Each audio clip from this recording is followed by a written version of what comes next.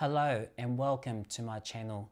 Today I'll be reviewing the Tamron for 18 to 400mm lens f3.5 to f6.3.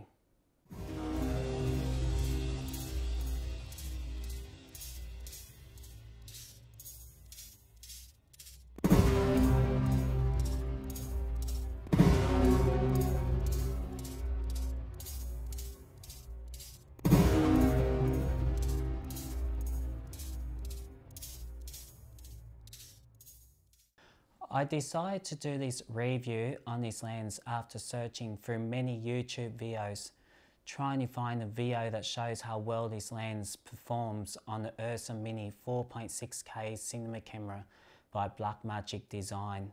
Not being able to find any, I thought this would be a good opportunity to show people how well this lens performs on the camera. Now in this review, I'll be showing you some test footage later on of how well the lens looks.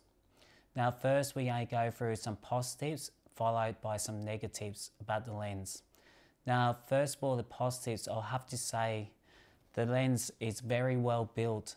Yes, it's made out of hard plastic, but it makes it a little bit lighter than most other lenses of the same category, but it still is well put together. Now another positive I have found with this lens, which is very handy when you're going into those 400mm close range zooms, telephoto type of looks, is the vibration control. It's got a little switch on the lens here where you can switch it on and off. And I was actually quite surprised at how steady it was. I tried it first without it. It wasn't too steady. I turned it on and it looked great. And another positive I had found with this lens is that it's got a gasket on it also where you plug it into the camera, which makes it more airtight for when you're filming wet weather. Now I do quite like the look of the lens. I find the glass is very sharp, it can be, and also found that some people say because it's so wide, 18, because of type glasses, you won't get very good bokeh effects, but you can get very good bokeh effects if you work the shots out well. But I've also found with this too is that it's very easy to get in close to things, to get that real microscopic world type feel. I love the fact that I can get really close to plants, as you'll see in some of the footage, and I can see all the details nice and crisp. Now when it comes down to some of the negatives, one of the main negatives I have found with this lens, you need an exceptional amount of light to use this lens. But when you look at the f-stop from 3.5 to 6.3, you can expect it to be the type of lens that requires a lot of light. But saying that, it's the first lens I've ever used where I can take the camera outside and not worry about ND filter. Now I did get some interesting results using this lens compared to my other lenses I also use, such as the Sigma 18 to 35mm 1.8 and the Sigma 50 to 100 1.8. One thing I found about this is the f-stop in normal daylights as a 18mm was around 21, f21, which is pretty high, but then when you zoom right in, goes all the way up to f31. But another negative I found with this is that when you're using the Ursa Mini 4.6K cinema camera, the auto focus doesn't really work too well. I wouldn't even bother using it on it, so you're better off just setting it to the manual and just have fun with it. Now following, I'll show you some of the clips that I have taken with this. It'll be all compiled together. First of all, I filmed it at 24 frames per second to try and give it a bit more of a cinematic type of look, and also filmed at 4.6K and I downscaled it. And I also added a Technicolor LUT to most of these clips. Now the reason I added the Technicolor LUT is because I used to love the good old shows from the 70s and the 80s, such as I Dream of Jeannie, Gilligan's Island and all them type. I wanted to get that type of look for something different to show people. And I also used a bit of letterboxing just to make it more appealing.